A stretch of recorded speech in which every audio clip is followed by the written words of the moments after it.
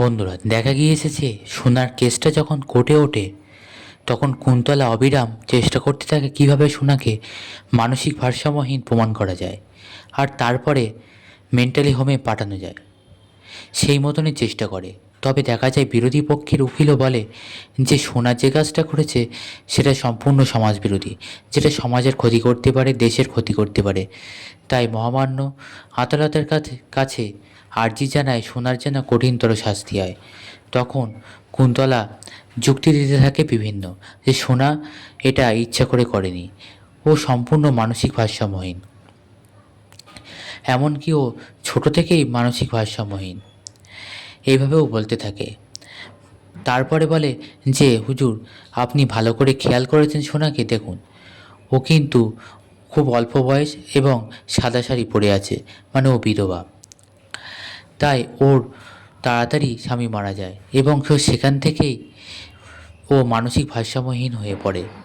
ওর মারা যাওয়ার ঘটনাটা জানতে পেরে এবং নিজের চোখে দেখেই সেখান থেকেই ও মানসিক ভারসাম্যহীন। তাছাড়া ও জিনে আছে ভারসাম্যহীনতা, কারণ ওর বাবা সূর্য সেনগুপ্ত, সেও মানসিক ভারসাম্যহীন এবং অসুস্থ, এই বলে প্রমাণ করতে থাকে। এরপরে এটার প্রতিবাদ জানায় দীপা। দীপা উঠে দাঁড়ায় আর বলে, না, উনি মিথ্যে বলছেন, কারণ সোনা মানসিক ভারসাম্যহীন নয়। তখন কুন্তলা সোনার কাছে যায় আর আস্তে আস্তে বলে, আমি যদিও বা তোমাকে বাঁচানোর চেষ্টা করছি, তোমার মা এসে কিন্তু ব্যাগরা দিচ্ছে। তোমার মা প্রমাণ করার চেষ্টা করছে তুমি সজ্ঞানেই এই কাজটা করেছো, যাতে তোমার জেল হয়। এরপরে দেখা যায় দীপাকে বসতে বলে কোর্ট, বলে আইন শৃঙ্খলা বজায় রাখতে। এদিকে দেখা যায় সূর্য জয়ের সাথে আর প্রবীরের সাথে বলতে থাকে কুন্তলা যেটা বলছে সেটা ঠিক নয়, ও ভুল বলছে। এরপরে দেখা যায় সোনার কাছে জানতে চায় কোর্ট ঘটনাটা কি ঘটে। তখন সোনা মুখ খোলে। সোনা বলে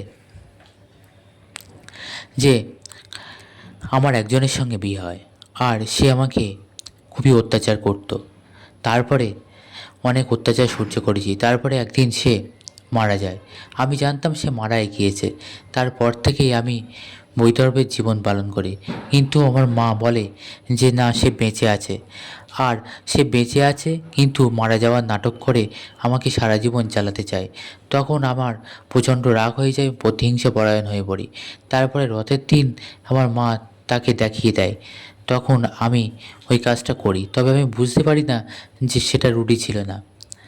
সব কথা বলে দেয় সোনা, বলে আমি আমার মার জন্যই আমি করেছি। তখন সূর্য উঠে দাঁড়ায়, বলে তুমি কি বলছো সোনা, তুমি যাকে তাকে মা পাতাতে পারো না, ও তোমার মা নয়, বলে সূর্য চেঁচামেচি করতে থাকে। তখন কোর্ট বলে, আপনাকে আগেও কিন্তু বসতে বলেছি, আপনি যদি এরকম করেন তাহলে আপনাকে কিন্তু কোর্টের বাইরে বার করে দিতে বাধ্য হব। এরপরে সূর্যকে সবাই মিলে বসায়। এরপরে দেখা যায় কুন্তলা আরও প্রমাণ করার জন্য বলে, আমি এখানে সোনার মাসি, মানে এখন বর্তমানে কাকিমাকে ডেকে নিতে চায়। এরপরে উর্মি কাঠগড়ায় আসে। তারপরে উর্মিকে কুন্তলা প্রশ্ন করে, আপনি কি সোনাকে চেনেন? তখন উর্মি বলে, আমি চিনি মানে, আমি তো ছোট থেকে ওকে বড় করলাম।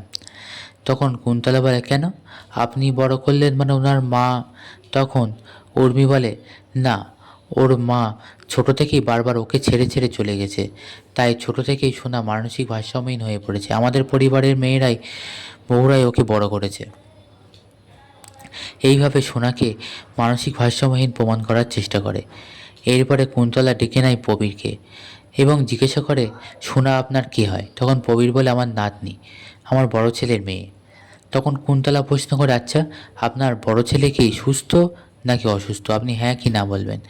তখন প্রবীর বলে, হ্যাঁ, আমার বড় ছেলে অসুস্থ। এরপরে কুন্তলা প্রমাণ করে দেয় যে সোনা জেনেটিক্যালিভাবেও মানসিক ভারসাম্যহীনতায় ভুগছে। তখন এরপরে কোর্ট জানায় যে সমস্ত সাক্ষ্য প্রমাণ শুনে আমরা একটা ডিসিশানে এসেছি, আর সেই রায়টা জানাবো বিরতির পরে। এরপরে দীপা প্রচণ্ড কাঁদতে থাকে আর বলতে থাকে, আমি কিভাবে সোনাকে বাঁচাবো অবিনাশ, আর কি কোনো রাস্তা নেই? তখন অবিনাশ বলে, হ্যাঁ, আছে একটা রাস্তা।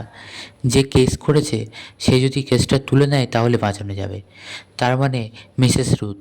তবে উনি তো এখন হসপিটালে, উনি এখন প্রচণ্ড উইক, উনি কি তুলবে না দেও? তখন দীপা দৌড়ে যায়। তখন অবিনাশ বলে, কোথায় যাচ্ছেন দীপা? তখন এদিকে রূপাও আটকানোর চেষ্টা করে, কিন্তু আটকাতে পারে না। দীপা ছুটে আসে সেই হসপিটালে যেখানে মিসেস রুথ ভর্তি আছে। বন্ধুরা, এবার দীপা কিভাবে সোনাকে বাঁচাবে? দীপা কি রুথের বয়ান ফোনে ভিডিও করে নিয়ে আসবে? কি হতে চলেছে? তবে দেখা যাবে বিরতির পরে। দীপাও আসবে কোর্টে সমস্ত সাক্ষ্য প্রমাণ নিয়ে সোনাকে বাঁচাতে। বন্ধুরা, পরবর্তী এপিসোডে অবশ্যই সম্পূর্ণ ডিটেলস পাবেন, তাই আমাদের চ্যানেলটি ফলো করে রাখুন এবং সাবস্ক্রাইব করুন।